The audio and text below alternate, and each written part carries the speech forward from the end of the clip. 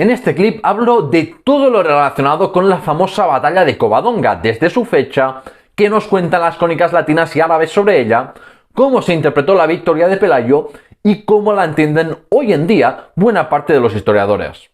Mira el episodio completo, el episodio 24, la reconquista, Pelayo y Covadonga, si quieres saber más sobre los orígenes del reino de Asturias, y dentro vídeo. Tras la elección de Pelayo como rey de los Astures, las crónicas presentan inmediatamente la batalla de Covadonga. Hay que entender que el relato de Covadonga en las crónicas asturianas no trata de ser un parte de guerra, sino que es la interpretación del desarrollo y resultado de la batalla en clave providencialista y de legitimación política de la monarquía asturiana. Como en los textos bíblicos, es una historia de salvación de un pueblo elegido, porque los godos habían perdido el favor de Dios por sus pecados y fueron castigados con la derrota y opresión, mientras que la victoria de Covadonga señala la recuperación del favor de Dios para esos cristianos del norte y en concreto para la dinastía a la que pertenecía Alfonso III. Por tanto, hay que entender que esta mentalidad providencialista era la propia de la época y estaba presente entre los judíos, cristianos y musulmanes. Y no es de extrañar, porque ¿quién puede dudar de la legitimidad de alguien elegido por Dios?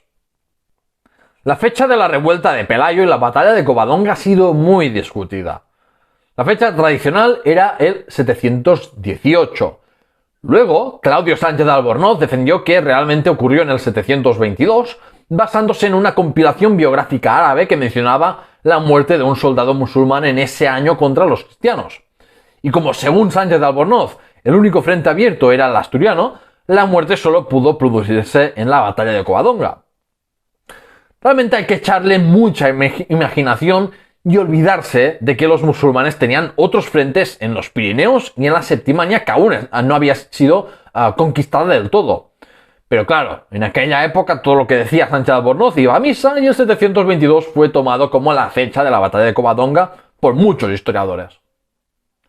Hay que decir que la fecha del 722 es atractiva también porque algunas fuentes árabes sitúan el inicio de la revuelta astur en época del gobernador Anbasa, famoso por su política de aumento de la presión fiscal que sin duda provocó resistencias. Y esa causa fiscal podría ser el verdadero detonante de la revuelta de Pelayo, del mismo modo que en otras partes del califato, como en Egipto o Tánger, estaban ocurriendo estas revueltas.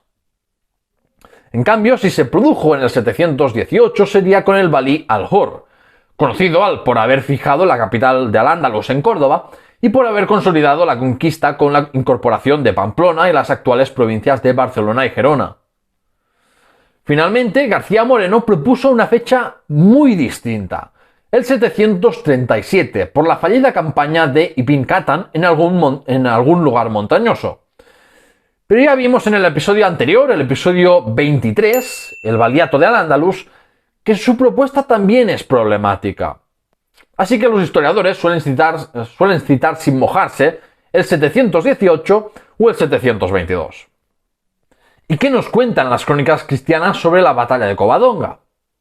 Según la leyenda, tras huir de los árabes que le querían arrestar, Pelayo unió a fieles suyos que lo eligieron príncipe y se atrincheraron en una cueva del monte Auseba, Covadonga, para defenderse contra el colosal ejército musulmán encabezado por un tal Alcama. Opa, hermano de Bitiza, que pactó con los musulmanes y que ahora supuestamente era obispo, intentó convencer a los rebeldes de que era una locura lo que hacían y ofreció a Pelayo un pacto de capitulación. Pero este lo rechazó sin titubeos y se presentó como la alternativa a la corrupta iglesia que se había sometido. De este modo, la pequeña banda de seguidores de Pelayo resistió el ataque de 187.000 soldados musulmanes. Y gracias a la intervención divina se obró el milagro y los astures los derrotaron porque eran el pueblo elegido por Dios.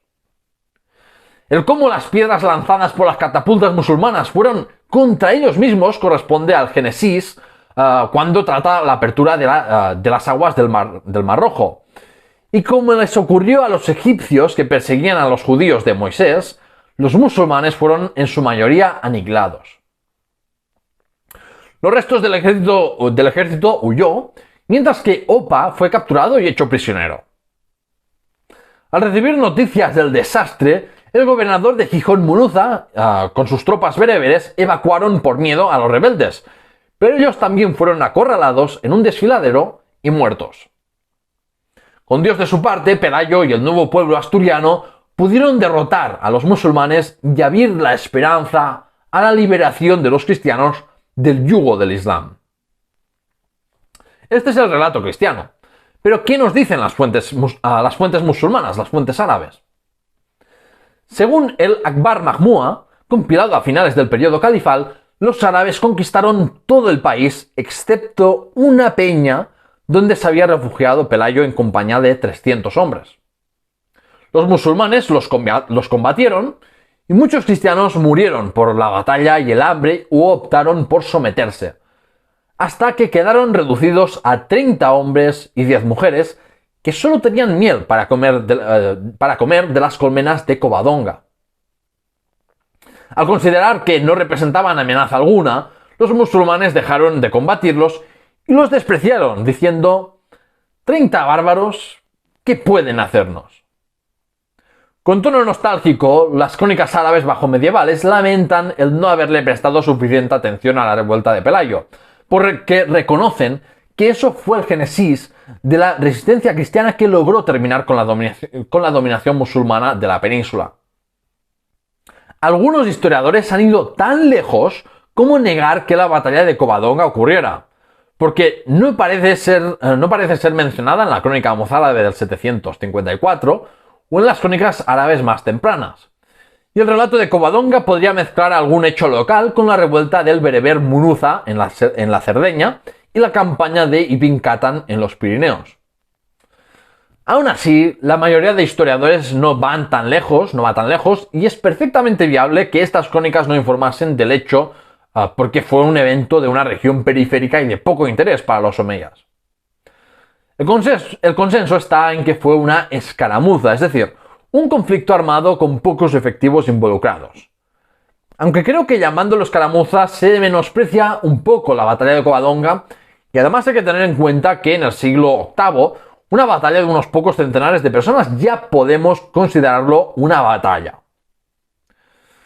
Si intentamos reconstruir la batalla de Covadonga en base a las fuentes latinas y árabes, podemos concluir que en respuesta a la revuelta de los astures encabezados por Pelayo, los musulmanes enviaron una modesta expedición punitiva que fue derrotada, y así pudo constituirse un pequeño principado aislado en los montes, el germen del reino de Asturias.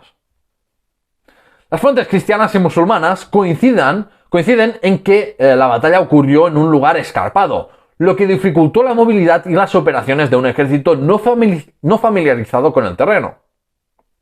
De este modo, podemos quitar la intervención de Dios y el providencialismo de los relatos y explicar la victoria cristiana en base al terreno y el buen conocimiento de los locales del mismo. Claro, inevitablemente la batalla de Covadonga ha dado lugar a multitud de interpretaciones muy influyentes en la historiografía.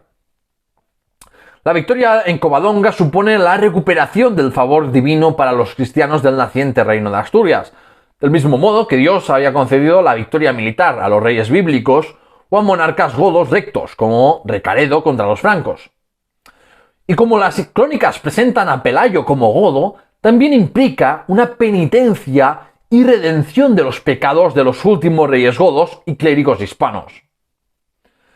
Según el discurso de la Reconquista, el reino de Asturias nacía de las ruinas, despropósitos y errores del reino visigodo. Covadonga representa tanto la fundación de una nueva entidad política y pueblo, como la restauración de una iglesia no corrompida y subyugada a los musulmanes. Y para Alfonso III fue un elemento de legitimación para su dinastía.